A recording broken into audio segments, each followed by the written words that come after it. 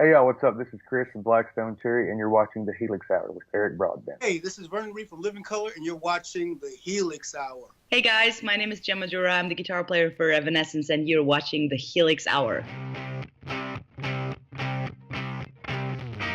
Welcome to the Helix Hour, brought to you in part by Stewart Travel Guitars. See the incredible stowaway travel guitar at stewartguitars.com. Microphones for the Helix Hour are provided by Rode Microphones. Now, let's talk some Helix.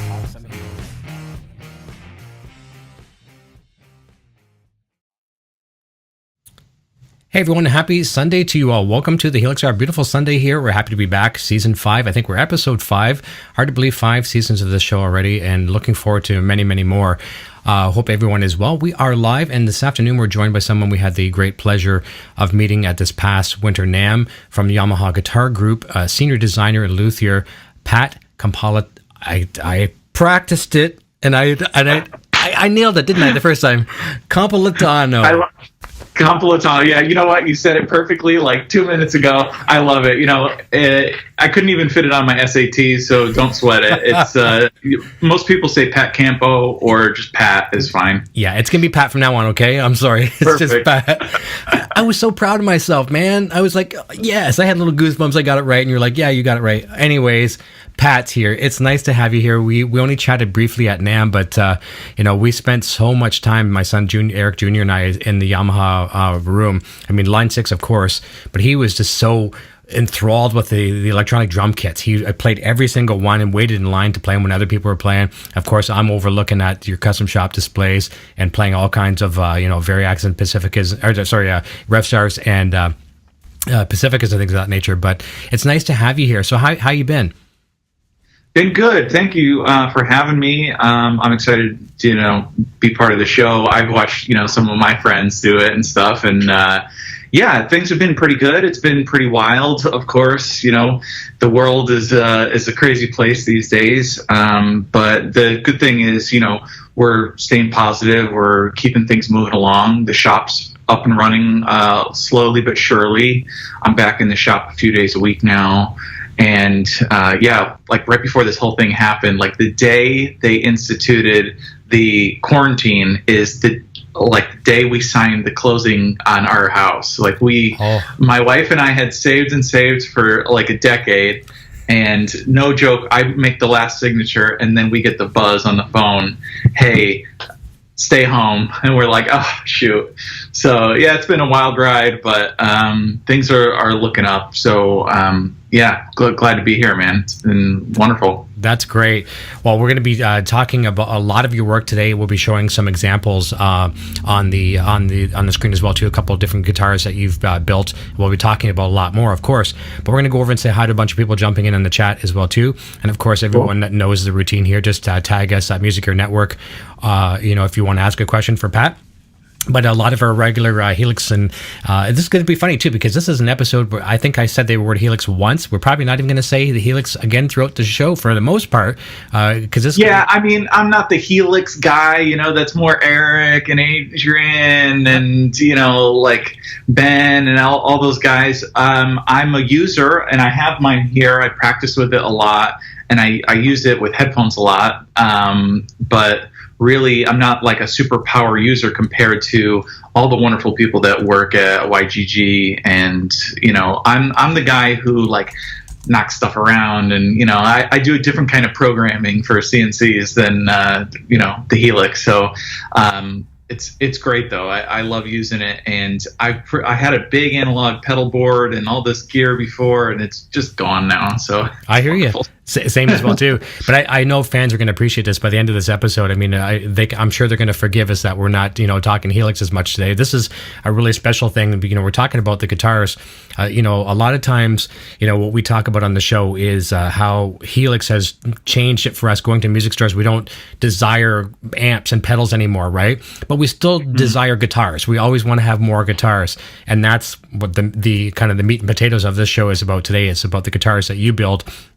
and beautiful works of art. But let's go say hi to a bunch of people that are jumping in that are here to watch this afternoon. We've got Dan Shea. He says, please have Pacificus with a wider nut. Love the guitars, but 41 millimeter is just narrow enough to cause some problems for me. Frank Rashad is here. I think you know that fellow. The party line, that's my beautiful Sandra Lee. She'll be sharing your links and different properties throughout the show. Andrew Bonica, one of your former colleagues as well. Andrew? Nice. Richard Henry's here. Mikhail Carlson, hello from Sweden. Very nice. Thank you for tuning in from Sweden. Bucket Full of Balls is here. Scott Roos, hello from Nova Scotia, a fellow friend and fellow Canadian here. Kai Down is here. We're regular in the community. Carlo Santin, another fellow friend and Canadian. Landshark Mark, another buddy. We've got all our buddies in the house today. It's nice to have you here. Let's see if I missed anybody else. I'm going to scroll down towards the bottom. Nathan Whitney is here. You know Nathan. Oh, yeah.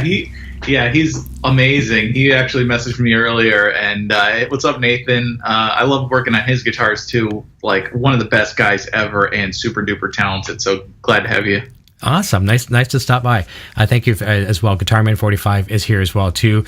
Frank, your fellow employee says Pat is an absolute craftsman, and I agree on that 100%. Oh, thank you. That's so kind. Yeah. All I know is that there's chaos and then something shows up. So I don't consider it that way, but I appreciate it. Thank you. Well, your title, you have a fancy title to your name. You have like senior designer and luthier at Yamaha Guitar Group. And I mean, most of us know what a luthier is, right? But sure. Maybe take us a little bit through what your job title encompasses and what you do on a daily basis at the shop.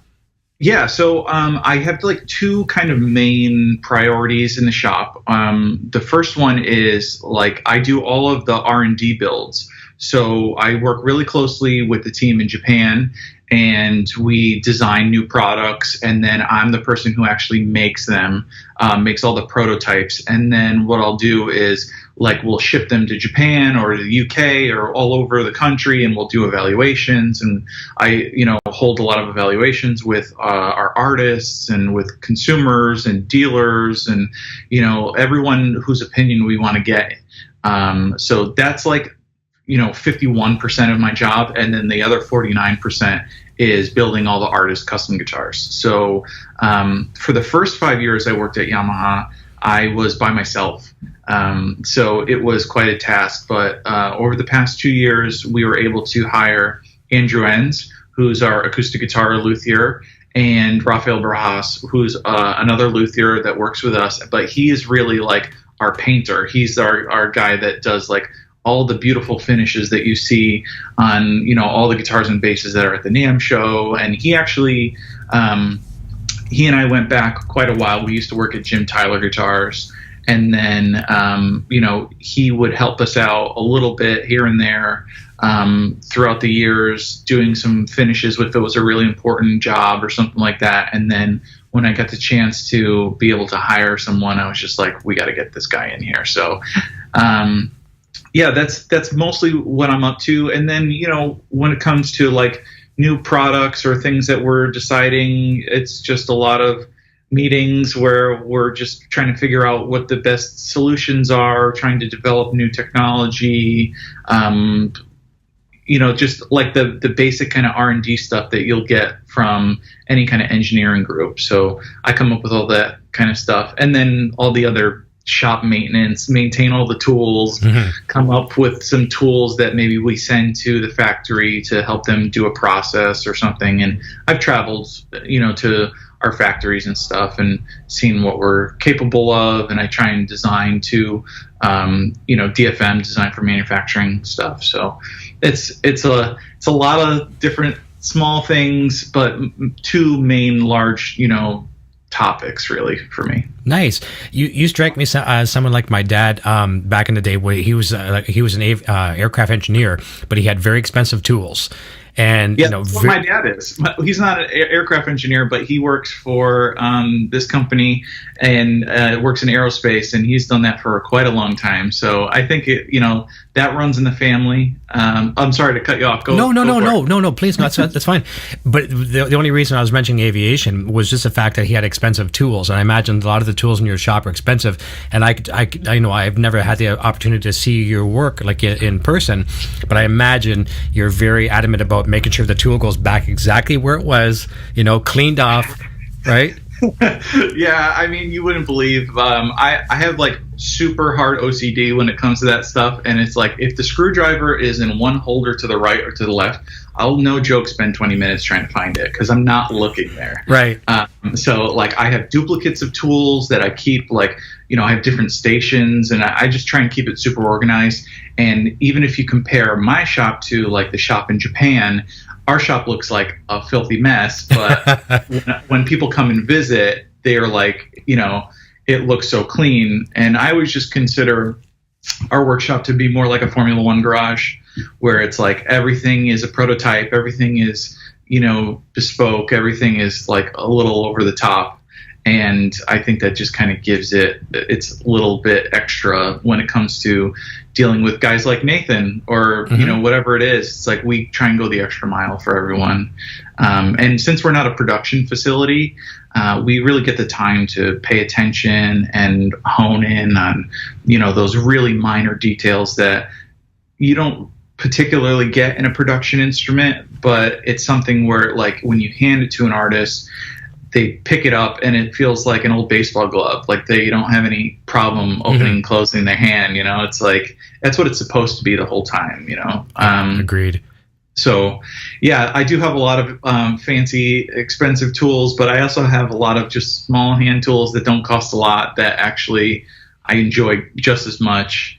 The biggest thing is the CNC, but it's, we do stuff by hand too. It just depends on the job. Yeah, I like the way how you mentioned about the screwdriver just being off to the right, and that I grew up. So I'm older. I'm much older than you, but in the era where I grew up, and not that I'm condoning this, but if your parents gave you a little bit of a spanking or whatever it may be for being a little bit out of line, I got my butt whipped a couple different times by my dad for I would take it like a really expensive wrench and I'd use it as a hammer, and and he'd come out and literally, like he'd pull me out from underneath the car or wherever I was, and like I learned very quickly that respect the tools. And well, my pops isn't really the handyman. He is he got his master's in math, and he's been an engineer in like the aerospace and just like high-tech industries for forever. And he is more of the cerebral like manager. He worked on like naval aircraft carriers and submarines for a while, like with the controls for those, and now he works in aerospace. And it's it's like that rubs off on me a little bit. Mostly where I get my handiness from is my grandpa. My grandfather on my mom's side is a gunsmith. He was a gunsmith in Italy, and then when they moved here in the 60s, he just kept doing it as a hobby, but he's a machinist by trade. And when I was 12, I started, every summer I would go and hang out with him, and I'd watch him work, and I was just like enamored by it. And I was just like, oh, wow. I just like couldn't stop watching it. And, he gave me my first pocket knife that I still have. Cool. A little Swiss Army knife. And I would like whittle my little project next to him whenever he was doing it. And, I cut my finger the first time I got it, of course, and, all the silly stuff. But I learned how to use like a Bridgeport milling machine and stuff like that. Bridgeport, Connecticut is like 10 minutes from where I grew up. So that's where those machines come from. And I learned how to use that like at a really young age, 12, 13, something like that. And he would help me. I used to race BMX bikes, and he would help me with the bike. And I used to, I got my first guitar at 12 or 13, and he would help me with that. And he was always musical. He made a guitar and a violin and some other small instruments well before I was born. So I always just wanted to be like him and see what he did. And but I wanted to do something in a little bit more peaceful realm. I grew up, doing target shooting, like trap, where they throw the clay pigeons and stuff. Yeah. But it was never like, I loved being there with him, and that's why I wanted to be there. But guns was never really my thing. I wanted to do something in a more peaceful avenue, something, that I thought brought people together. And I think once I get a guitar, I was just like, my head was down and that was it. It got me through like so much in life. And as soon as I got it, you know, I decided within a year I wanted to go to Berkeley, and I ended up getting my degree there and stuff. And I owe a lot to my teacher growing up, Eric, another Eric Bremar. Nice. So yeah, I grew up, you know, just in a small city in Connecticut, and did that and just played until I got into school. And then as soon as I was able, I moved to Boston, went to school, and then came out here right after. So yeah, it's been a wacky ride. That's awesome. Sure. Great story about your grandpa though as well too. I mean, I can picture that, you know, just we want to kind of follow in his footsteps, you know, and you know, sitting there whittling on some wood. That's really cool. I enjoy that story. Yeah. I mean, and we actually started working on a project building a mandolin together and stuff, but I don't get a lot of opportunity to go back home, so we'll FaceTime and stuff. And yeah, it's just working together is fun. That's all I care about, like just spending quality time, that kind of thing. And yeah, he does some stuff that like I never even thought of, and I've actually transferred it into the workshop. Nice. Where, well, the reason I wear glasses is like a few years back I went home and we were working on a guitar together, and he goes, "You're squinting," and he's like, "I see your head is like this close down." And he's like, "You need glasses," and I was like, "No, I don't need glasses." And then he's like, "Yeah, you need glasses." So I got glasses, and things have been coming out a little cleaner these days. You know? little cleaner edges, and you know. Yeah. Nice. That's awesome. A few more people jumping in as well too. Philip Doshier is joining in from Arkansas. Carl Santin says, "I have a Yamaha 421D left-handed, made in the 1990s, I believe. Still waiting for a left-handed Yamaha option that is not a Pacifica. I need a Floyd. Who knows? We could see something in the future. You never know." And we may even get needing a Floyd. Yeah, you're gonna be hard pressed. But, I know. You know, I say never say never. Mm-hmm. There's always an opportunity for stuff. And left-handed people, we've been listening. I think coming down the pipe, there might be some things coming your way. So that's great. That's fantastic. Moki Marvin is here. Moki is joining in. 1, 2, 3, 4, 5. He needs to change his YouTube name. It'd be easier to say, but we love Marvin for sure. And Andrew is also saying too, this was funneled to me from Sandra. She says, or Andrew says, "I miss you, bro." And so he's missing hanging out with you for sure. I miss him too. Yeah, for sure. Okay, I'm going to just highlight where we left off there for a second, and a couple other questions that have come through. Kai Down, one of our regulars as well too. I know he was anxious to find out about this guitar today, and it's one that we talked about in the description of the video. He wants to know everything about the Paul Hindmarsh build. It's one of the best looking guitars I've ever seen, and I have to agree with that. That is a beautiful Pacifica. Paul was just on the show last week, and it was nice to have him. He had a bit of a hand injury. He couldn't play for quite some time, and we had to bump him later into the season because we wanted to be able to play and show off Pod Go. But tell us a little bit about working with Paul. I mean, he's a fantastic man, individual, and a fantastic player. But how did that project all come together? Yeah, I mean, Paul is, of course, just like such a sweetheart of a guy and just like an amazing person. So working with him was wonderful. Really what happened was, you know, we have the Pacifica, and my thought was, you know, we have the new Revstar, we have the new BB. They have this kind of pickguard shape that is similar in some respect, but, you know, the BB has some hallmarks to previous designs from, you know, the 70s and 60s and 70s and things like that. So I was thinking, you know, why don't we try and make Pacifica look more like it's part of the family of Revstar, part of the family of BB? So really what I was trying to do was make them look more, you know, like a consolidated range. And I had come up with this idea, and what I did is I made some guitars for the NAMM show for Winter NAMM 2019. And I made a bunch of guitars. And what would happen is people would come to the workshop, and they would it would be like a dealer group, or, you know, some guys from Japan or something like that. And we always wanted to show the capabilities of the shop. So what I did is I would always make a body in the CNC, and I would say, oh, this is one thing that we can do. And I pre-programmed all this stuff, and it was a cool little show and tell. So at a certain point, I had like 6 bodies, and then Paul and Simon Jones, our marketing VP, came to us and said, hey, Paul's been representing line 6 for years and years, and he deserves this. And we all said, yeah, of course he does. So I was just like, no problem, let's do this. And Paul just had some requests. He wanted a reverse headstock. That was like number 1. And he sent us some kind of Photoshop images of a Pacifica that looked like one of the newer Revstars that had like the copper pickguard and some of the finish, colors that were similar to Revstar. So we said, okay, let's do this. And he just wanted a maple neck. He wanted, his trim. He wanted the reverse headstock. He wanted the copper pickguard. And we just put all those things together. And then what I did is I said, hey, instead of doing the traditional Pacifica pickguard, I was like, I've been doing these. What do you think? And he's like, oh, yeah, I really like that. And then I did like the kind of forearm contour, a little more modern. I scooped out the heel so it's a little bit more, player friendly in terms of upper fret access. And then all of the hardware I etched and pitted and made look, like it's been played for a while. And yeah, that just kind of came together naturally, and thankfully it all worked well.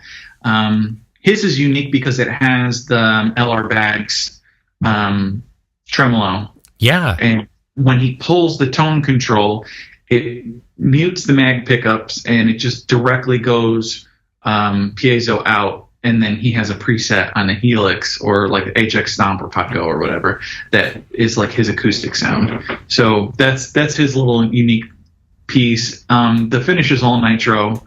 And, we put the inlays that are kind of like from that BB style, like we call them the pills, or I call them the pills.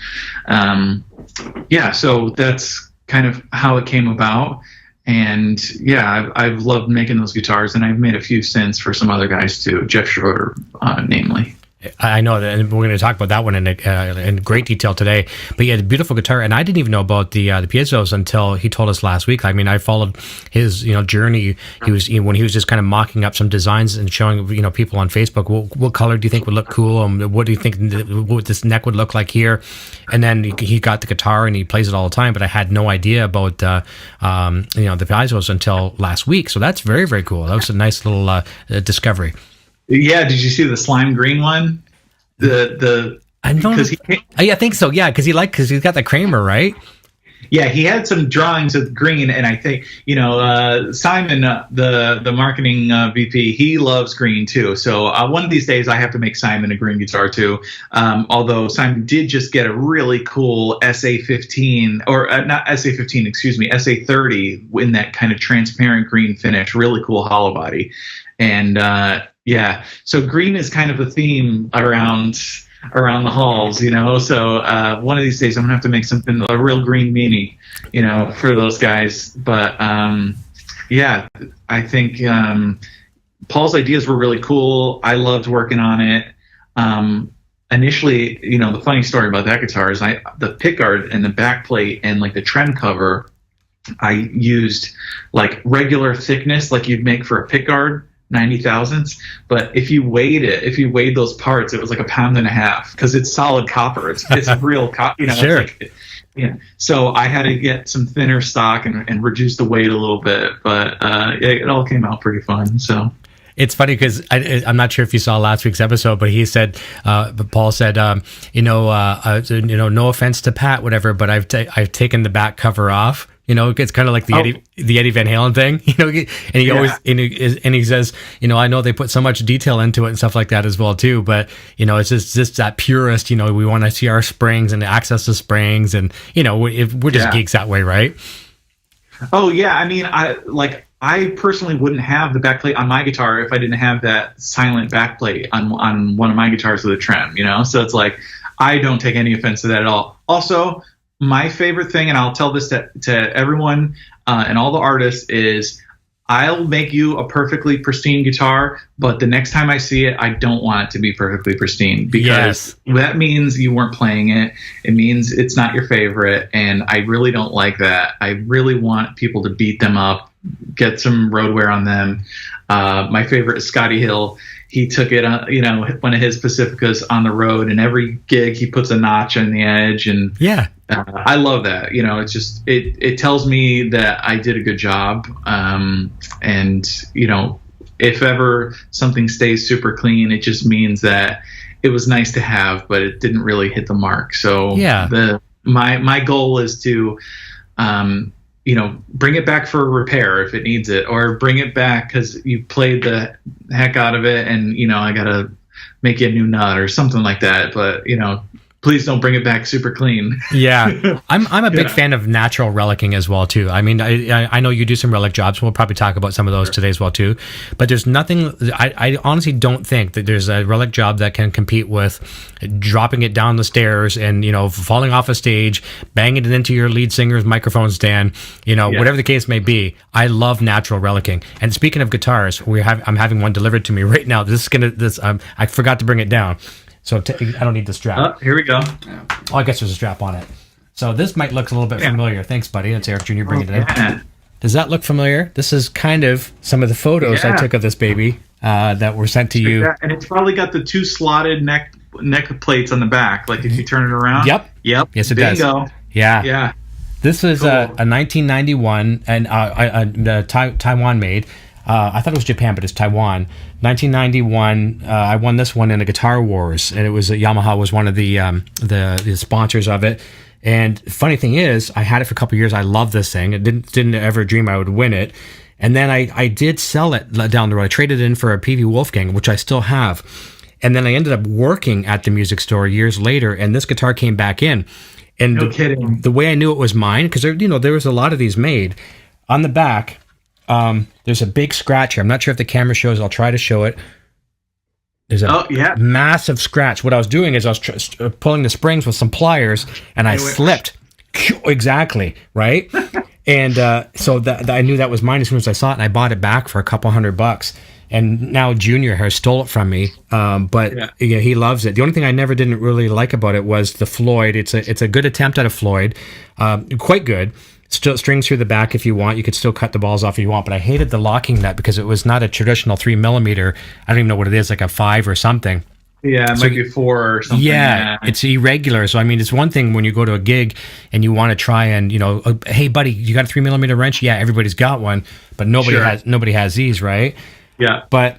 Jeff really liked this one, and he's obviously a fan of like the 80s, Super Shredders, SoCal guitars, Joe Satriani, all those guys, right, that were using that style of guitar. So I took a bunch of photos of this, and I'm sure they probably made it to you, but this has a striking resemblance to his white one. But why don't we talk about that? I'm going to put this guitar down for a second, carefully. And let's talk about the Pacificas that you built for him. And what I'll do is I'll put them up on screen as you're talking. But of course, a great ambassador for the brand with Smashing Pumpkins and Night Dreamer. I mean, I think he's brought a lot to the table as well too. But tell us a little about when that whole conversation come up and where that went. So Jeff has been playing Yamahas for a few years now, and working with him has been amazing. He's really like one of those guys where I could throw out a crazy idea and he'll give it a shot, and like he'll take it on the road and tell me if it's good or not. That's like so invaluable for us, and we do a lot of our kind of R&D work that way because we trust his opinion so much. So actually, we started, I think, with some acoustics, some electrics, like an RGX 420, and, some other Pacificas, like a 611 or a 612. I think we did like a brown one that I made a different pick guard, and then like kind of put one of those, like, I think it might have been a Satch track or like a cruiser neck, like single coil sized humbucker in there. And then I made him a custom Rev Star, and that was really fun. So it's just like always been this really cool way for, us to keep hanging out with Jeff. We just like hanging with him. He's so cool. And then for us to try out some new things. And he was really instrumental in some of our current development.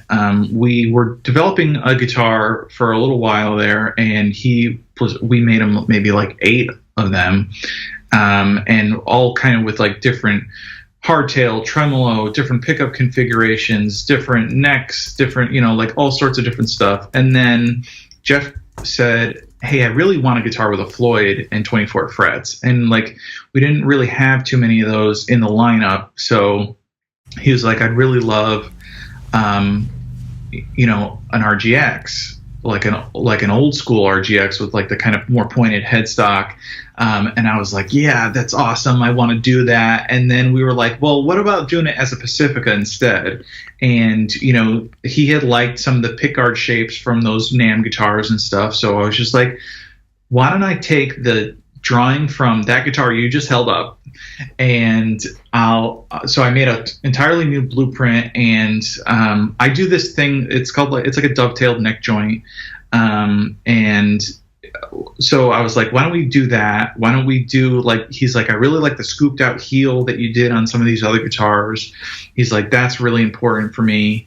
And then he's like, I want the biggest frets you got, scallop the last 4 frets, because of course I did that on my second guitar that I ever had, scallop the last 4 frets. I mean, I had the Steve Vai Live at Astoria with Billy Sheehan. Oh yeah, and I would like watch that on repeat in high school, like until I could like play Giant Balls of Gold with like my buddies, like my buddy James Robertson, who was the best man at my wedding. We went to college together. We went to Berkeley guitar sessions together like 2-3 summers in a row before I went there.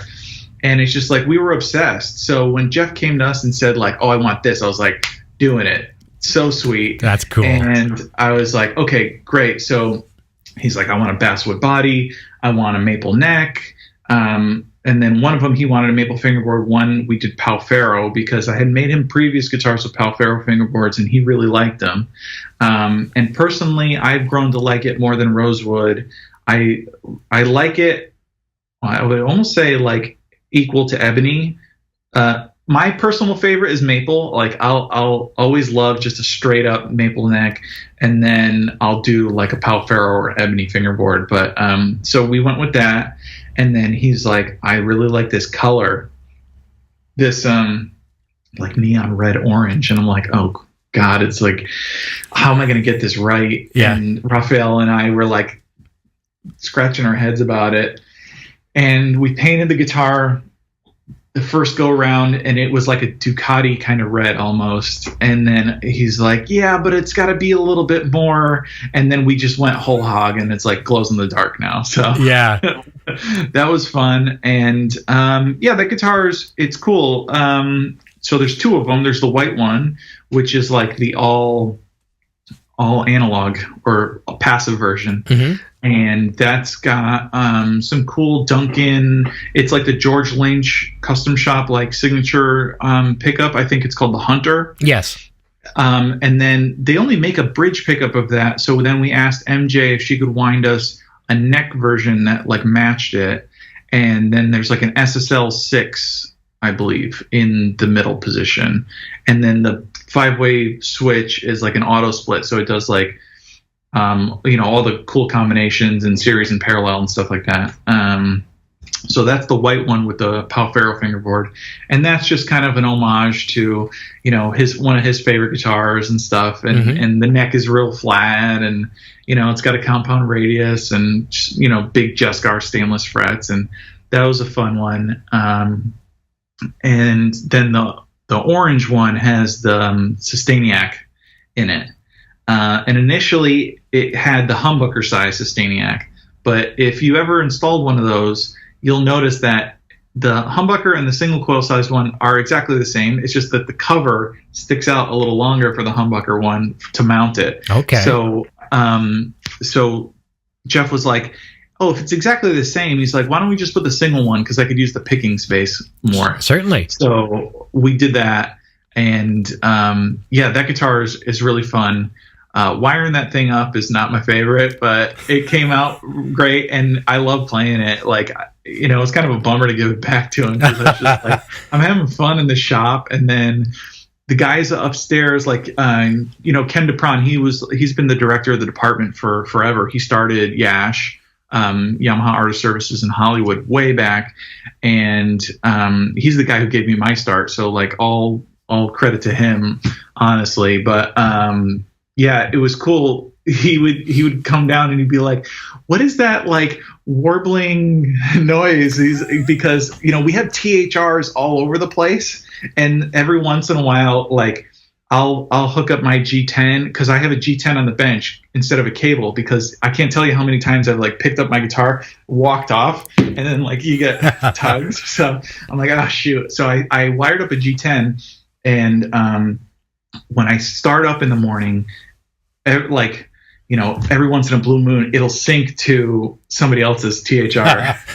So they'll be hearing me shred in the in the workshop, and it was fun. They were like, it's like really ethereal. It sounds really cool. It's just like Jeff's guitars were a lot of fun, and we're actually making 2 more for him right now. Nice. So as we speak, there are 2 more in the workshop. They have their primer coats on. I think this week they're going to get their colors, and they'll be ready to assemble in like 2 weeks or so. We're just waiting on some pickups, I think. But yeah, I love that guitar, and because it came out so well, he wanted a couple more. So I bet. They were supposed to be on the road with Guns N' Roses and stuff. I know. Yeah, I mean, it's just an honor, really, for him to play a guitar that I made. Like, he has been so nice to me, and I'll owe him all the credit, like for being such a talented guy. And he practices like crazy. He takes lessons. He still takes lessons. It's crazy. Yeah, which you know what?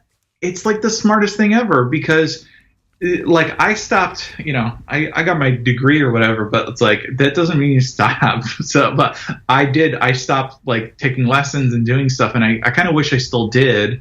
But my head is so full of guitar these days. Like when I come home, I just crash. So, it's like, I play a little bit at the shop. I play a little bit here at home and practice, but, most of the time I'll watch him or, another one of our artists, Joshua Ray Gooch, who plays with Shania Twain. He is so good too, and he plays like a lot of slide. And I just like, I'll watch a video of him and try and like cop a lick or something like that, or whatever it is. But like all the guys I work with are just so insanely talented, and it's just like super inspiring. But it also makes me very humbled to be like, okay, well, these are the real professionals here, and I'll be over here if you need me to restring your guitar. I'm here for you. That's very cool. I really respect people like Jeff. Jeff and I talk a lot. We text back and forth all the time. We just texted last night. I told him that you're coming on the show today, and he was excited about that. But he's such a he's like a Paul Hindmarsh as well too. Such just good people right off the get go before you even get into their talent. Just really good people, and you just feel good in their presence. And I know he loves those guitars. He's told me so much about them. And the white one, as we were talking about, as I showed on the screen a moment ago, that looks very much like the one I just showed you, the Pacifica that I have. Obviously much more advanced now with a real Floyd Rose and of that nature. But I know the color as well too. When you're talking about the orange kind of red, fiery neon kind of color, that was also probably, I'm assuming, had a little bit of a throwback to his Ibanez that he plays a lot, the RG. I forget what it is, like a 650 or something. I forget what it is. But Junior and I had the opportunity to play that guitar backstage at the Pumpkin Show in Toronto, and we're talking about, and he was loving that guitar. I think he picked it up. He was over at Anderton's in the UK, and he was I think he was either doing Night Dreamer over there. I don't think it was with Pumpkins, but it might have been. But they're overseas. He picked it up over there, and he fell in love with that guitar. And obviously, that very, very thin neck that you would have on an Ibanez. Probably a lot of ingredients that made its way into the Pacifica. But man, oh man, you really, really nail it with those guitars, and I can't wait to see what's going to come in the future ones that you're working on for him right now. I'm sure he's excited. Thanks. Yeah, I mean, of course, we build everything to order. It's like everything is what's requested of us, and he had some highlights that he liked from various guitars. especially like what the nut width was, what the thickness of the neck was. Initially, he asked for, I believe, a 19 millimeter thick at the first fret, which is like awfully skinny. And I asked him, I was like, would you think about bumping it up to 20? Just because like I always want, my stuff to hold up. So we also put like 2 carbon rods in the neck on both of those too. I'm always like of the mindset, like I want things to be overbuilt so you can manhandle them. But I don't want them to be like so overbuilt that they don't ring. So, it's kind of like that delicate balance. And yeah, his like requests were, hey, I want this Floyd Rose. And then we went with like, I think it's like the hot rod, Floyd Rose hot rod version, where it has like all the stainless steel screws and block and hardware and stuff like that. So that was really cool. And actually that sounds really great and performs very well. So I was happy with that. And we've been using a lot more like kind of standard hardware these days, just because, like you said, not everybody had the 4 millimeter wrench. People had the 3 millimeter wrench. So we've taken notice of that. You see that with the BBE more. And we've been trying to do that. I've been trying to push that, at least, just because, guitar is kind of this universal thing. And there are some parts that kind of cross boundaries and things. So I always want it to be, friendly, because, a good hallmark to a guitar is like, you don't want to buy a new one. You're like, oh, I love this, but like, oh, I do have a preference. I want like a different pickup, or I want a different, color hardware, or whatever it might be. So that's kind of how I feel about it. And I love, when people get their hands on, with their guitars. Some folks really chew them up, but it's fun. It's good for me. Yeah, I get to fix them and stuff. So there's a lot of tinkerers out there. Billy Sheehan's one. He loves to tinker, and I love doing it. Like working with him, especially like some really unique things on his bass, like the pickup covers on his P bass. Pickups and things like that. So it's like we learn a lot from these guys when it comes to modifying, and we take that information to heart. So like the first question that you had was like, hey, don't do the 41 millimeter nut on the Pacifica. Well, we're listening. We've been working. So, we're working very hard. And, when it comes to guys like Jeff, or like, I want a Pacifica, but I want a 43 millimeter wide nut. It's like, oh, okay. So we hear that, and just like, we're trying to take all the information that we can. Yamaha being such a big global brand and selling guitars all over the world, there's, some idea that we're trying to make a guitar for everyone. And it is a little difficult sometimes picking the right spec, just because, just think of like how tall people are here versus in Japan versus Norway versus wherever. It's just like, my hands are relatively large. Some people have small hands. Some people are young students. So we're just trying to make something that you can grow with. And, we're a lot of people's first guitar, but we're also want to be your second, third, and last guitar too, so it's like we're working hard on that all the time. I think you nailed it when you said that. Talk about Yamaha being such a global corporation, and I get this 100%. I can just picture, how this works in the grand scheme of things. Where you'd love to be able to just crank out a guitar like this and send it out. Crank out a guitar like this and send it out. If it was a boutique shop, you could do those kind of things, but it has to fit within the wheelhouse of future plans. Like a perfect example. I don't want to quote this verbatimly, but I remember having the discussion with Jeff about the pick guard on the guitars that you made, and I said, I really like that pick guard. Was that something you picked out? And I think he had said, and Jeff, I'm sorry if I get this wrong, but I think he had said that's about the only thing he didn't really have control over. It was something that was suggested, and maybe to fit the wheelhouse, whatever, of future designs and things of that nature. And I get it, right? You have to. You just don't say to the guys at the and the board of directors, okay, we're going to make this guitar now. It's going to sell well. There has to be all this research and development, and is it going to table, right? There's so much that goes into every product, and it's like, products are on a roadmap of multiple years. So, whenever we refresh a product, as soon as it hits at like a NAMM show, we've been working on it for 4 years, and like for the previous 3 years, we've also been working on whatever. It might have been BB or TRBX or Pacifica or, any of our other products. So it's like there's like a constant cycle. It keeps me very busy, which I love. And, there are things that, I can make a guitar look like anything. I've done some really weird and out there projects, especially like, you think of John Patitucci's hollow body bass. That was cool. I made a couple for him, or basses that I made, the one for Nathan East and stuff. Those don't really have a tie-in to current generation product. No. Which a lot of folks will say, "Please make this. I'll buy one."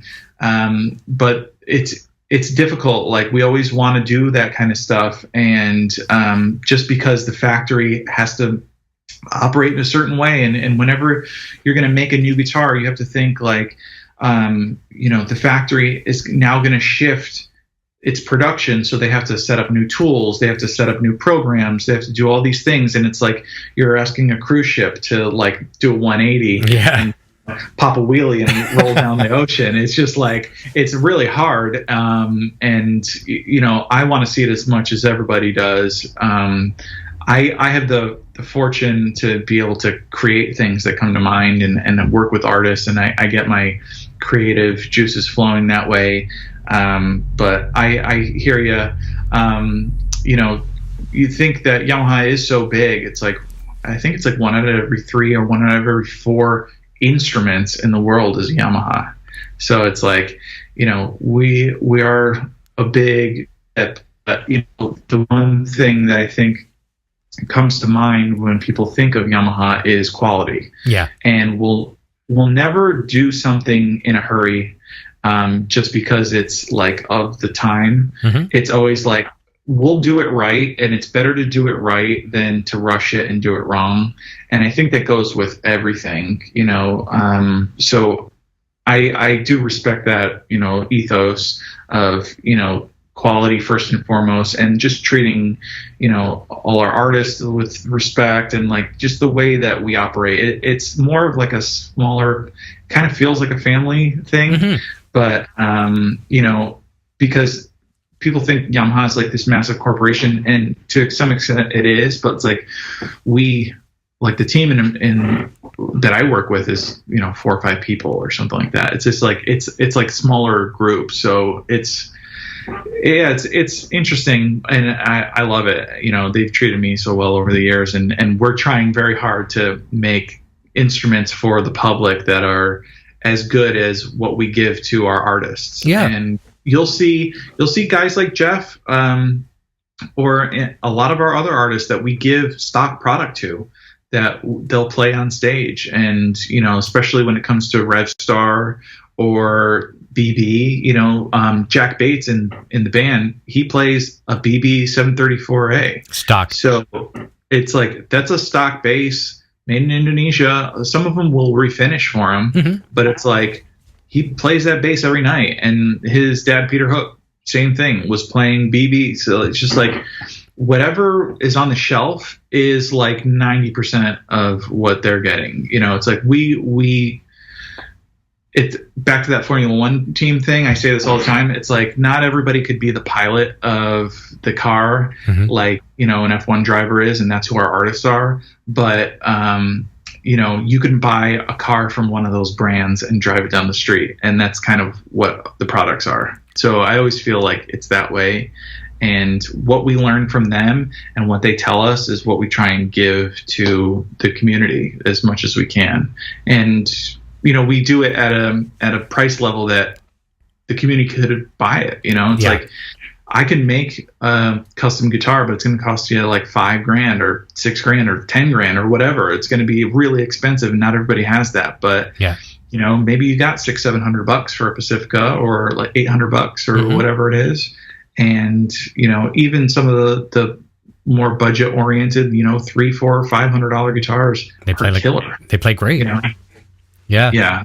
So that's really what we're looking to do, is just like have more people make music. It's more important to just be creative, and my goal whenever I make a guitar is to make the artist forget that they're even playing it. It should be like plug the cable in my ear and like coming out of the speaker. That's what you want, you know? So yeah, I always say I'm trying to get out of the way. I watched an interview with you and Jeff, and we have it linked in the description as well too. And I'm really glad you brought that up, because it was something I had noted on my itinerary for the day as well too. There's 2 rules that you profess by, that if I'm gonna try to quote you somewhat, but number 1 is, you know, you want that instrument to get out of the way so that the artist just plays and plays and plays, and no problem with that. And then going back to maybe using Jeff's guitar as an example, or maybe we'll talk about Scott Holliday's from Rival Sons in a moment as well too. A beautiful eye-catching piece. You also want it to, that's rule number 2, is, you know, it's bling. It's got to look good. It's something you're playing every single night. It's part of the ensemble. It's part of the look on stage. It has to look good and make an impact. Is that correct?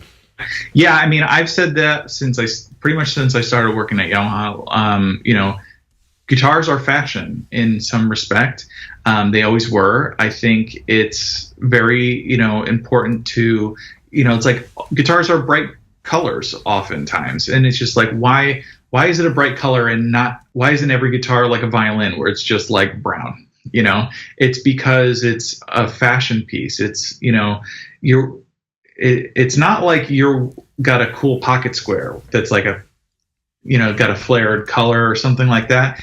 This thing is over all your clothes. It's the first thing people see, and, you know, you got to feel confident when you step out on stage that you look cool, you feel good. I mean, that's not everybody's MO that they have to look cool, of course. But it's a factor, you know. Mm-hmm. I love weird guitars. I always have. I always want something that just like sticks out. It's a little weird. It's like, you know, I'm the person that's like the outlier, and I can't make a guitar for myself because not everybody wants to look like the, you know, the nerd rock kind of thing or whatever it is. And, you know, we're trying to make something that people feel comfortable playing. It's stylish. It sounds good.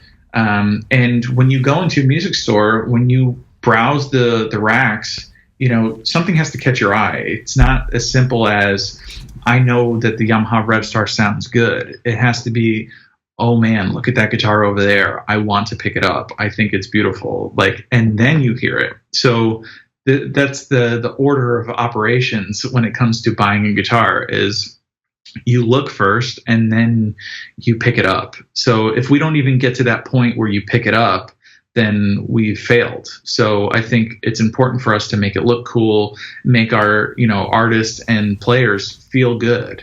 And that's a really big part of it. So even like the Shuriken behind you, you know, that was a really fun project, working on it, and, you know, just coming up with that design. It is unique. It is over the top. And that was like one of the first projects where they let me kind of spread my wings and like just, I had free reign over the pencil. Like I don't always have free reign over the pencil, and I definitely don't make all the decisions. I just kind of give my opinion, and then, you know, we work as a team. We can't make unilateral decisions and stuff. So we're all trying to do the right thing, but it's like, how do we as a group come to a decision where it's like we make something that's so cool that people really love and want to play? And I think you'll see that a lot in Revstar, and you'll see it a lot more in some of the finishes that we've picked for newer products and things. And we're always thinking about that. So it is a big factor. And then the whole, ignore the guitar, focus on the music thing. I always say that because I never did that. Yeah. I was always the nerd. I always fixed everybody's guitars. I cared so much about the gear. And, you know, I just fed an obsession to do this job. And thankfully it's paid off. Whereas some of my friends who are much more talented than I am focused on the music and playing, you know, my friend Kalen West, great singer-songwriter, or like, you know, my buddy Dave, who plays with All Hail Yeti and is a huge Helix power user, and he gets like incredible tones and stuff like that. And it's just like, oh man, you know, I wish I focused a little bit more on that sometimes, but that's life. And, I think it's just always, just part of being part of the industry. It's just, you find your niche, and this is mine. And I'm just happy that Yamaha lets me do it, That's awesome. I'm glad that you mentioned the shuriken as well too. It's something I wasn't even going to talk about today. It wasn't on the agenda. I'm glad you mentioned it. And this is kind of funny. It sounds funny. I love the Variax technology. And there's a comment that Marvin James has made about Variax, and we'll talk about that in a second as well too. The only time I really take advantage of the Variax technology is if I'm going to use acoustic. I use that a lot through my Helix. Yeah. And then sometimes if I want to, I don't use it for tunings for the most part, but I'll use it for if I want like a Rickenbacker 12-string kind of sound, I'll go for that, whatever. But that guitar, we have a couple of SR250s here, and we have an SR270. And I cannot stop playing that guitar. And not even plugging in a VDI cable to it, just the guitar itself as a rock and roll guitar is insane. I mean, absolutely insane good. The kind of the rolled edges on the fretboard, fingerboard, it plays like $1 million. But it's something else I wanted to comment on as well too. Going back to some of your designs, and especially in the Pacificas as well too, of all the guitars that are on the market out there that are not a Fender guitar, Fender has that patented headstock. They went after Kramer for making the they had to make the beak headstock because it was falling under intellectual property rights and things of that nature. And headstocks can make or break a guitar. I'm sure you've seen some beautiful guitars, and then they just it's like the ugly woman you want to put a bag over her face or something. It's just horrible, Oh, no, that's terrible. But Pacificas have the nicest headstock and the Strat style guitar out there. I love the headstock. Yeah, well, the headstock has been around for a while. I really love it too. I don't think it's going anywhere. It is a little bit more slim, and the part about it that most people don't see, actually, here, I have one here. So this is a guitar I made for Josh from Schneid Twain's band, and actually we just put a new neck on this because he asked for some smaller fret wire. Look at that. He plays slide a lot, so when I initially built this guitar, it just had huge frets because that's what he wanted, and then he's like, I play so much slide now these days, like it's not jiving, so I was like, okay, I'll make you a new neck, and you could always switch back.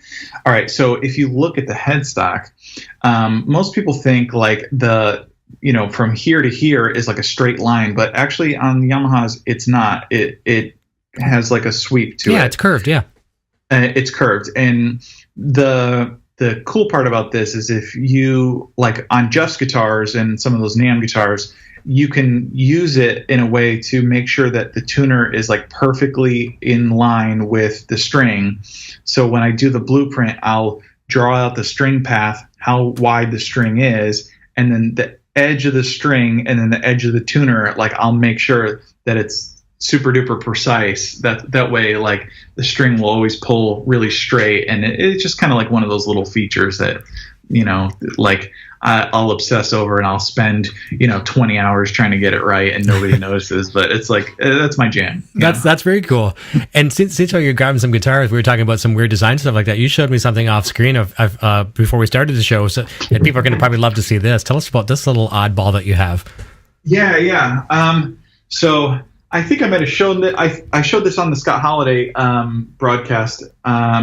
This is a 1966 Yamaha SG2, and this is the first year electric guitar Yamaha ever made. Cool. I bought this locally off a guy on Reverb, and it was in pretty good shape. It just has this little ding here. Yeah, that's cool. But most of it's not original strap buttons, and it's like missing one of the correct screws on the inside of one of the tuners, and I don't have the trem arm, but I got it for like a smoking deal. It was really a good price because somebody had removed the 0 fret and like put a nut in there. Okay. And the guy didn't know like how to fix it, and he's like, it's going to cost me like too much and all this stuff. So I was like, screw it, give it to me. And I like put in a new piece of rosewood, installed a new fret, did the whole 9 yards, refretted it all. And it's been great. This is the guitar I play at home the most. And this is my little piece of history. Yamaha has made some really cool stuff, and while we can't go back in time and give Hendrix a Pacifica, and it's not really like our end goal either. It's like, we love the music of our youth and whatever's coming next week, but we're always just trying to innovate, do something a little different. And I love this guitar just because it's that little weird, different, I dig it, wacky thing, and I love it. It's just, it's like people don't even realize that's not the neck plate, that's just the cover, and you adjust the truss rod through the back here. Okay, yeah, it's a spoke wheel truss rod that comes through the back. Isn't that something? There's so many like cool, unique ideas that came off of this guitar, and I actually made a replica kind of for when we were prototyping Revstar. That was like a Mary Kay White version of like an S3, and I love that guitar too. But actually, I think that guitar lives in Japan now. Some of my creations I part ways with, and I never get to see again. But yeah, I just love all the weird stuff. I really want to make an SA15, SA30. Some of the older basses that we made were really cool. I'm restoring an S5E5 for Corey McCormick right now, which is cool. We refinished it in like a purple sparkle. Oh, that's cool. It's wild. Yeah, just like we do some wacky stuff, and that I love the headstock on that too. It's like, yeah, headstocks do make or break things, and that making a new headstock and coming up with a pet name for a product are like the two hardest things on earth. I swear, like it's just like you'll think and think and think, and it's a nightmare. So I can imagine. Designing guitars is not as easy as it looks like. Oh, I know. I can imagine. That's the thing. Like people think, maybe okay, well, like you design the guitar and then okay, let's worry about this headstock, but that has to go into the design process right from the get go. And it's just, it's like having a beautiful guitar, beautiful car, and then driving it on spare tires or stock rims. It's like, oh man, you went so far and then you fell so short. Yeah. Ferrari with steel wheels. Exactly.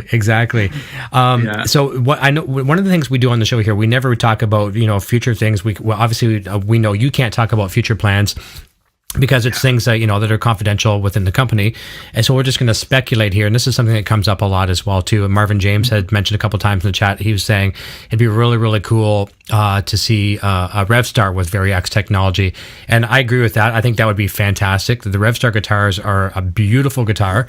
And as yourself as a guitar player and a fan, and we're not asking you to speculate, I would imagine you'd probably appreciate something of that nature as well too.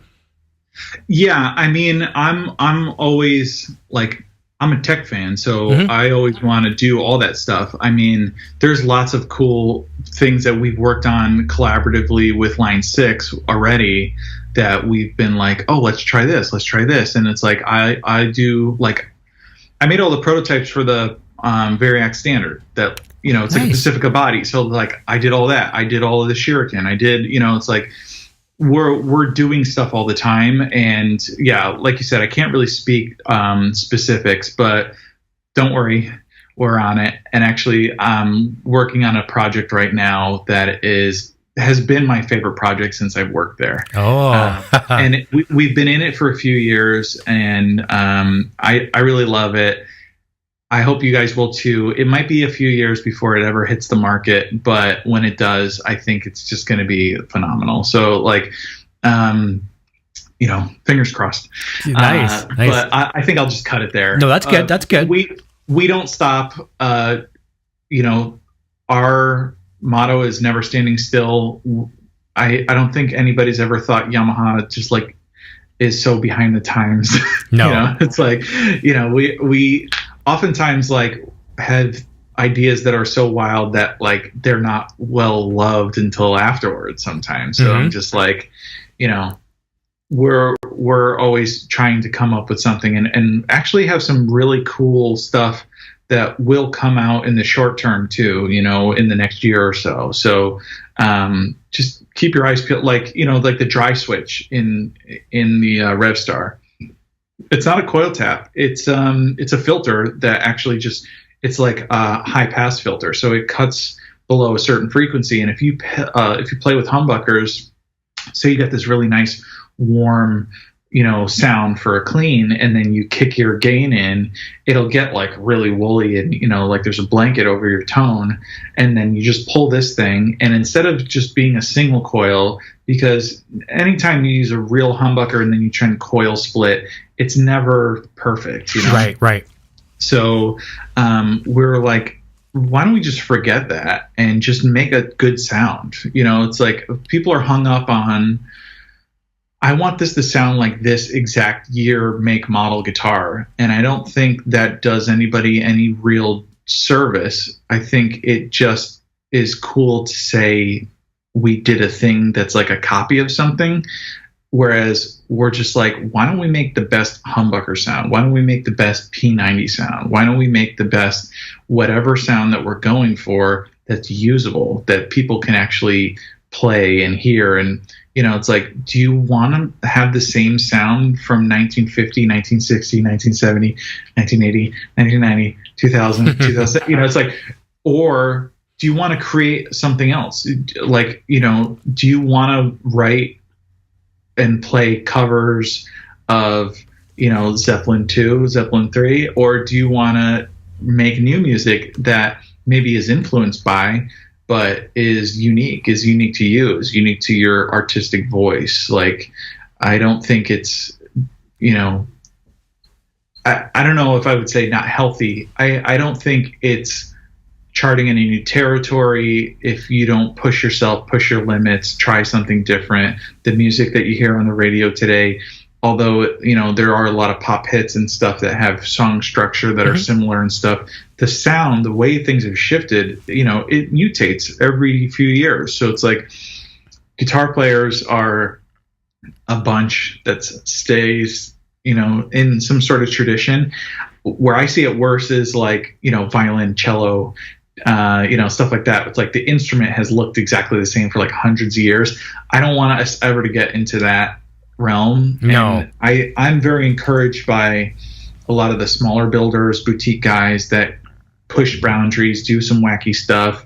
And I think it's really cool. And I'm glad that kind of stuff happens. But it's like Yamaha as a whole does not plan to stop doing cool stuff that you can actually buy for reasonable money at your local music store all over the world. Like, that's the goal. So the violin was doing that. Yeah, and the violin was a good example, a very good example, because people that don't know much about the instrument, you look at any violin, and I please don't flame me, people that know a lot about, violin and things like that nature. But at the same time, though, you look at them, they all look exactly the same. Whereas, like a PRS and a Yamaha and a Gibson and, a Strat and, whatever, there's 6 million different guitars out there, they look different. Now, sure, they take, kind of cues from one another, but everything looks a little different. And I like the fact that you're not just trying to have like a stock thing that lasts forever. It has to be different all the time. Yeah. And it's not to say like we can't take elements from, it's like, we might all love Enter Sandman and write a lick that sounds like that or whatever it is. And it doesn't mean you can't, be influenced by it. It's like, how many metal songs sound like Sabbath? It's like, it will always be there. And that's great. But, we're always trying to be something else. We're always trying to, reinvent ourselves, not stand still, like do something different, because I think that's like where, you have the opportunity to like do something really cool and meaningful. It's like, and don't get me wrong, I love every brand and guitar out there just because I love guitars, and I think, you should buy one of theirs and two of ours. There you go. Like, that's cool. That's the rule. But not, it's like I'm always going to try and do something different. And, it's like we have this unique perspective, I think, where being a Japanese company, I have a lot of Japanese coworkers. I'm kind of American as apple pie in some respect because, it's like my family emigrated from Italy in the 60s and 70s, and I'm first generation and trying to make my way in the world and do some of this stuff. But I work for a Japanese company that like has a very unique perspective and like design ethos and stuff. And it's just like I try and meld those two worlds and understand, how I really respect the way that Yamaha does things. Like they do want to like make a positive impact on the world. And we've always had great artists that come from all over the globe that represent every culture and, do all these things. And it's like, I love being a part of that. And I think that is, as much as it's like a really great Japanese thing, they really exemplify some of like the greatest like American, ideals in the way that we act, so it's like, I really like working with all my coworkers that like really support me, and we try and come up with wacky ideas. Working with Andrew Bonka, like it's like he loves guitars. That dude has so many guitars. It's crazy. He does, and it's like we want guys like that. We want people who are just like eclectic, like or have a different perspective, or write a different kind of music or whatever. Like that's all I shoot for, is like try and do all those like things just to breed positivity, I guess. Yeah. Well, it shows too.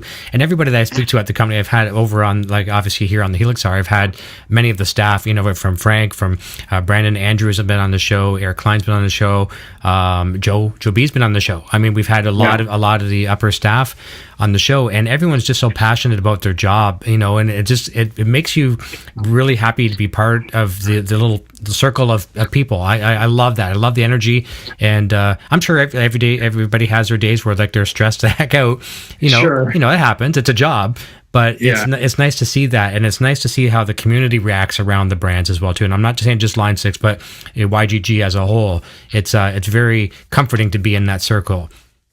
Yeah, I think, anytime I've been frustrated at work, it's mostly because like I think I'm doing the right thing and I want to do the right thing, and it's just like sometimes you're just banging your head against the wall, and it's just like I think, well, why can't my point come across the way I want it to, or something like that? But really, it's like it always ends up being the right decision wherever it goes. It's like my teammates always like the cooler heads prevail. Like they always, help me get to where we want to be, whether it's with an artist or a product or whatever it is.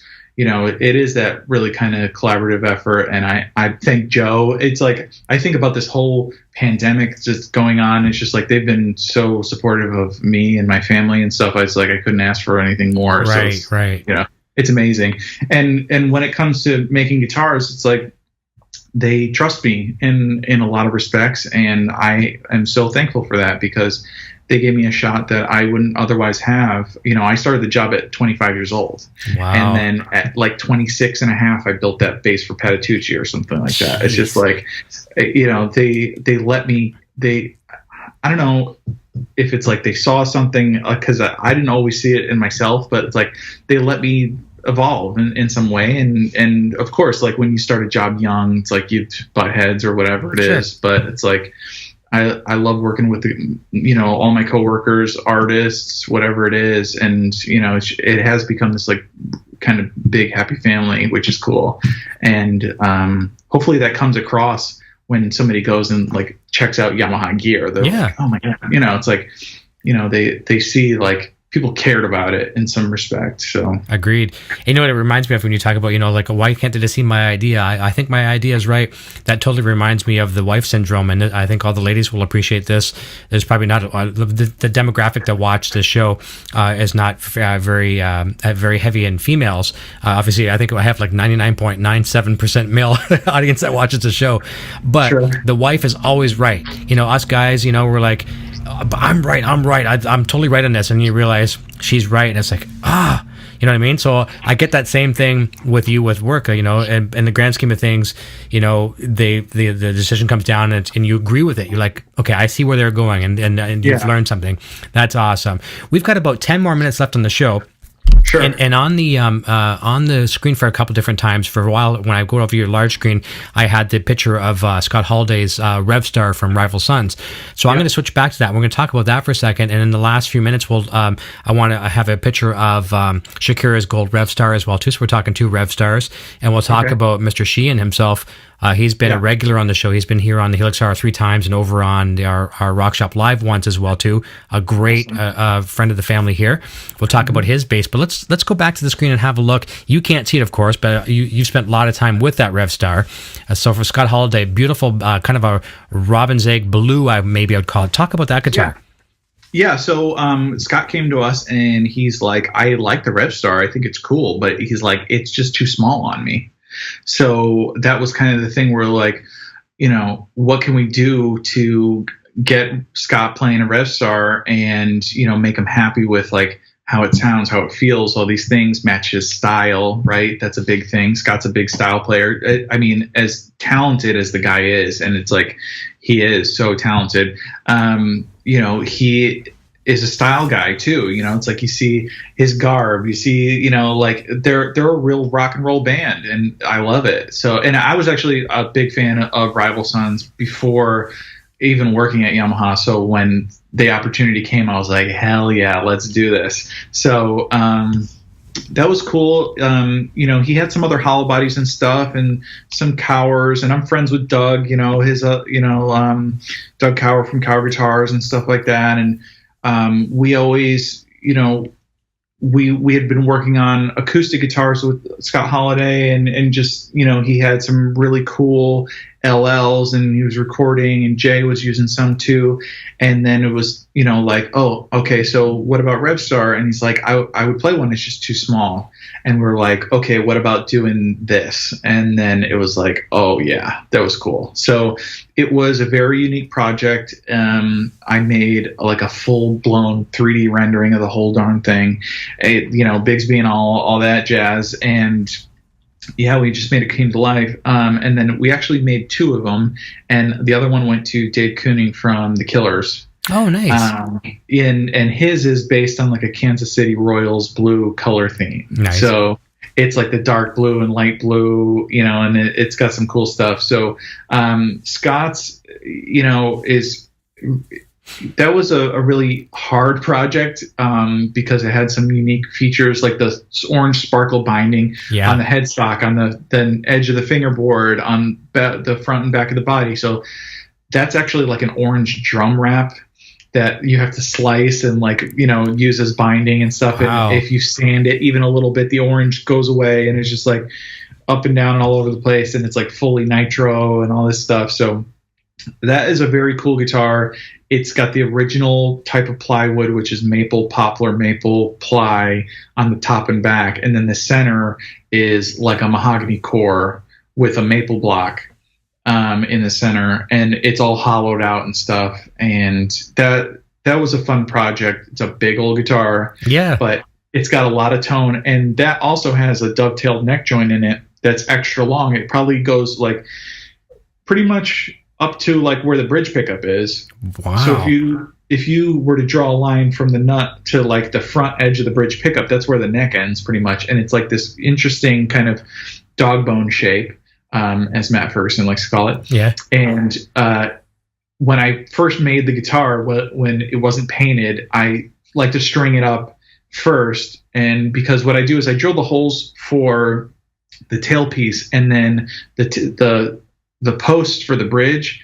Whenever I make a Revstar or any type of like set neck guitar, I like to drill those holes for the bridge by hand after I have the guitar strung up, just so I can make sure I have like the string alignment perfect, and I want the intonation to be perfect. So like I want the high E string, the saddle to rest like in the middle of its travel. That way, if he goes up or down a gauge, it's going to be able to move. Nice. So I do that, and I just put a strap pin from the back, and the neck wasn't glued in yet, and it, like, I strung it up, played it, and it sounded great. So I was like, that told me it was going to be a good guitar. And it's got some personality. It's a unique one. Yeah. But everything I make is, as much as I use a machine or CNC, it's all handmade. So everything has a little character to it.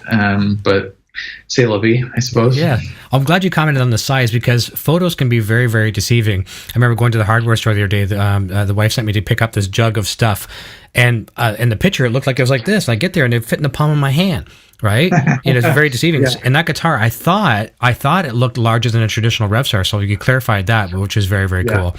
And speaking of Revstars, Nick Rush from South Africa is in the chat as well too. I tuned into one of his, obviously a Line 6 and Yamaha artist overseas, tuned into one of his live streams, or actually it was a watch party the other day. Man, I knew he could play, but I did not know how good he could sing. Amazing, amazing individual. So we got just a couple minutes left. I want to talk about two guitars. We're gonna because I have pictures of them. Let's stay on Revstar for a second, and let's talk. And this goes back to kind of a conjunction working with a mutual friend, Drew Foppy from obviously Jeff's old Guitar Tech, and working with Shakira. Yeah, let's talk about that gold Revstar. Let me see if I can call that one up. 1 second here. You go ahead and start talking about it, and I will. There we go. So I've got the gold. Drew came to us, and I guess Shakira had asked multiple companies if they could make her a gold guitar, and nobody could really do it. And I was just like, I will figure out a way to do it. And, it's not my favorite guitar that I've ever made just because I'm a super perfectionist and I wanted the finish to be like totally dead flat.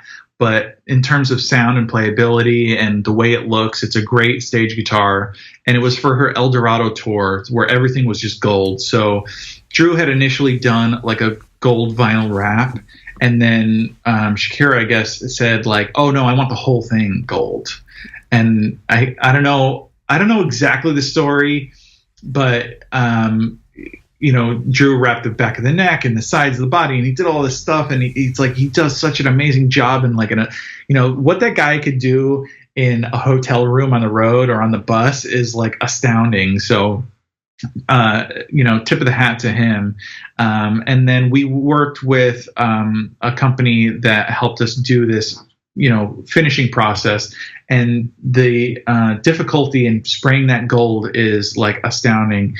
It's a chemical reaction that happens in about like 3 or 4 seconds. So you have to spray the whole guitar with like a type of, it's like a metal pretty much, but it looks like white, and then you spray like a reaction agent on the whole thing, but you only have like this short period of time, and it's like you have to like douse the thing, so it's like you have to make sure the guitar is watertight. There's no chance for there to get any moisture on the wood, and you have to make sure you get every area, otherwise it looks like mottled or silver or it doesn't look right. So, and then after that we had to finish it and put like a clear coat over it. So that was probably the most difficult guitar I've ever made. It looks like it. It looks like it. Yeah, and doing all the gold hardware and stuff. I have some other ideas for her for the future for doing some wild guitars, but it was an honor to have her play the guitar. And she's super killer. I mean, it's cool. She was playing Revstars before anyways, and she liked the guitar. So she's just like, "Oh, why can't I would like a gold one of these, please?" And we're like, "Yeah, of course." Yeah, so we can do it. Yeah, we have to. Yeah, that's right. Yeah, it's thank you, Shakira. That was really cool, and my family loved that one as well. That's nice for sure. So I could just pick a gold member from Austin Powers, right? That would have been a great prop for that movie if it back in the day. We have a super chat from Nick Rush, and this is a very, very good question. I mean, he's a monster player. He's a Line 6 and Yamaha artist.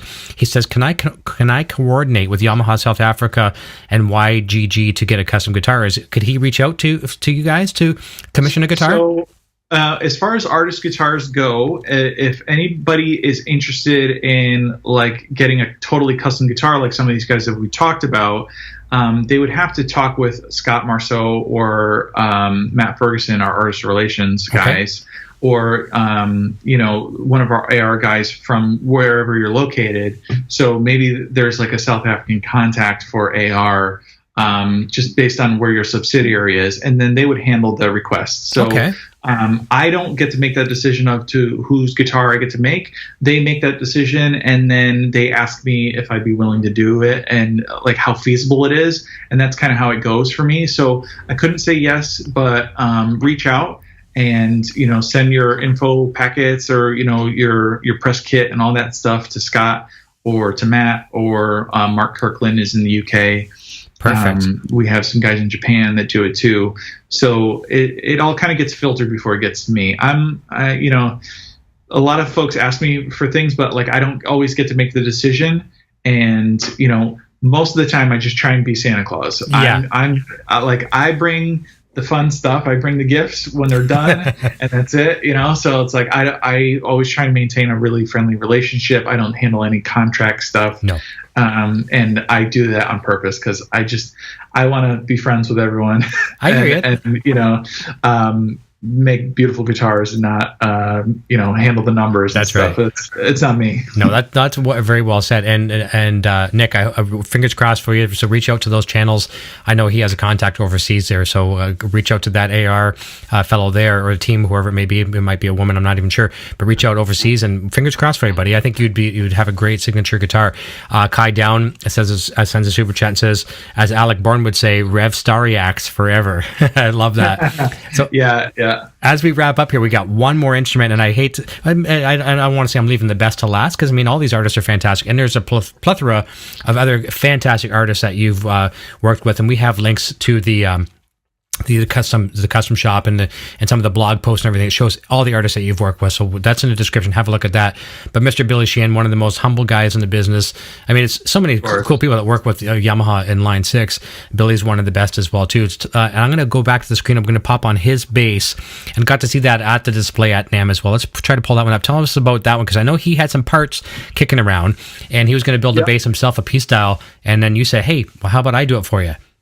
Yeah. So right before I moved, I used to live, maybe a mile from Billy. Billy used to live on Chandler in Sherman Oaks area, and I used to live right around the corner, about a mile away. And I would always stop by his place on the way home to like drop off a bass or something like that. He's like, hey, I need to set up or whatever. I was like, yeah, don't worry, I'll just drop it off on the way home. And then one day he was like, oh, I bought these parts and I want to put together a bass that kind of is like reminiscent of the wife. Mm-hmm. And I was like, oh, that's cool. And he asked for a little help, and I was just like, yeah, no problem. And then I was like, hey, instead of this, I was like, why don't I make you an attitude that's like the wife. So that's how it all came about. We used a stock body actually from the factory for his attitude, and then I picked a piece of roasted maple, and then we sent it to the factory. And because Billy's one of those guys, like if you buy an attitude bass, like that's his bass. That's exactly what he plays. So it's not like Billy gets like some crazy custom thing. This one bass in particular, I've made them, a couple over the years, and it's like I do my setup, I round the fret ends, I do like the rolling of the fret edges and stuff, all that. But, I was just like, okay, let's do this. Let's do the sunburst. Give me a picture. We'll match it. We'll do the tortoise pick guard. And then he's like, hey, can I get a cover for the neck pickup? And because I like the old EBO. And I was just like, yeah, let me figure that out. And then I contacted DiMarzio. They sent me a 7-string cover at first with the holes in it. And I was just like, okay, I'll use this. I got it nickel plated. I trimmed it down. I got it all to fit. And then eventually I got a cover with no holes. So now the bass has no holes on the cover. And then the P pickup cover, we milled out of like a block of plastic. So I made custom covers that are rounded over the top because Billy likes the string to sit like very close to the top of the pickup because he uses it as a finger amp. So as close as it can get without buzzing. But then that means like the top of the covers have to be round. So that was like, one of the more difficult parts. And of course we got all the hardware nickel plated. But that's just a stock attitude body. I sent a neck block over there, a roasted block, and we just did it that way. It's just kind of in honor of Billy, playing with us for so long, 30th anniversary of the Attitude. And it's a really fun bass.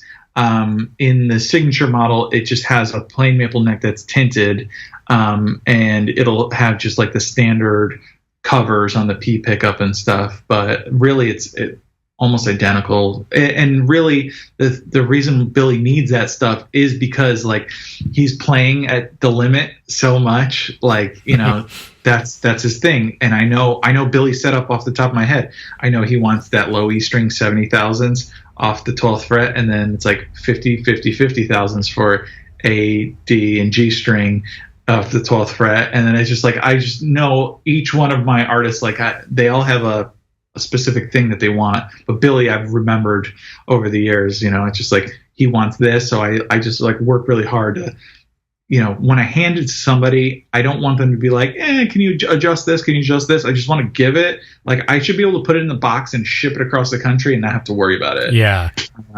So that's really my goal. And, everybody's got different preferences. So very cool. Billy is the nicest guy ever. Every time he gets a bass, he'll like text me and be like, oh, you knocked it out of the park or whatever. And it's just like, it's so humbling to, it's like I said, I was watching him live in Astoria, and just awing over him playing the double neck. And then go figure, like 6 months ago, I restored the double neck and I did I redid all the fretwork and, rewired the whole bass and did all this stuff. And it's just like, I never thought in a million years that this would be where I'm at. But all I can say is just thank you so much to Yamaha and to all the artists, to Billy, to John Pattucci, to Nathan East, to Abe Laboriel, to Jeff, to everyone, to Scott Holiday, Laura Jane Grace, we've been working with a lot lately. And the list goes on and on. Tarek, who plays with Josh Groban, Michael Herring, Fish. I don't know if you ever had him on here, but he'd be great. He is so cool. He plays with Christina Aguilera and played with New Kids on the Block and stuff. And like the nicest dude ever. I love hanging out with him, or Nathan, or just Travis. It's just like all these guys have been nothing but nice to me and have nothing but good things to say. And all I can say back is thank you. It's been an honor serving them. And hopefully we'll keep it rolling. And if you ever want to talk more about basses or guitars or whatever, have me back. We'll have more pictures. I'm not gonna stop. Yeah. Please, that would be fantastic. Just as we wrap up here, two cool things. One, I selfishly, shamelessly sent a text message to Billy Sheehan as we were talking here. I did a screen capture. Yeah. You're on the screen talking, and I got the picture of his bass on the side, and I said, "Hey, buddy, live right now. Look familiar?" He got the message. I know he'll reply back, and he'll probably get a kick out of it for sure. And I'll see what he said. I'll let you know because I've got your cell phone. I'll text you and tell you what he says after, just as for fun. Yeah, I love working with Billy. He's great, and he's a fellow cat man. Oh, I know, right? I love that. I not to get off on a sidetrack, but he shared this tweet a while back. He's opening up his garage. He's got his bass on. He's opening up his garage door, and there's a cute little chipmunk. And he's eating a little cob of corn, and so I had to reply back. We have a little resident chipmunk. He's been we adopted him for 3 years in a row, and my wife trained him. We call him Jethro, and he comes up, he'll eat it right out of our hand. It's the cutest little thing, and we know it's not just like just another chipmunk. He has identifying marks. We know it's him. So I shared that with him as well too. He's a humanitarian, just a great guy, and just happens to be one of the world's greatest bass players. Yeah, I mean, you said it best. Yeah, just happens to be like the most killingest bass player on earth. Icing on the cake, right? Yeah, just like overall great dude. So exactly. Yeah, it's great, and I'll tell you what this was wonderful. I hope everybody enjoyed it. Please, spread peace throughout the world. I'd love to see good things happen. It's been stressful for everyone now, but best wishes to everybody, their families, stay healthy, happy, safe, and this was great talking to you. So let's do it again. Awesome, my friend. Well, I'm going to say goodbye to you off the air, so don't take off here yet. We'll say goodbye. Everyone, thank you so very, very much for tuning in this afternoon. We're going to be off next week, Father's Day next weekend. We'll be back. We've got some more great guests coming up. We've got Ron Bumblefoot Thal coming on the show. We've got Eric Klein from Line 6, YGG coming on. We've got Pete Thorne coming on. We're stacking the deck this year. We're having a great season. With Gemma Jura from Evanescence is coming back on again as well too. So lots of cool guests coming up, and we hope if you play your guitar, buy one of everybody else's, buy two of Yamaha's, as Pat says. I love that. And we'll see you real soon. And until next time, everyone, cheers. Hey, you're still here? Eric Jr. here, reminding you to check out our full lineup of quality merch. Available right now in the Broadstash Boutique. Quality products and fast shipping. Visit broadstash.com today. Thank you for watching the Helix Hour. We hope you enjoyed today's presentation. An extra special thank you to the staff at Line 6 for their continued support. If you've not yet subscribed, please do so right now and feel free to share our content with your friends. See you next time on the Helix Hour.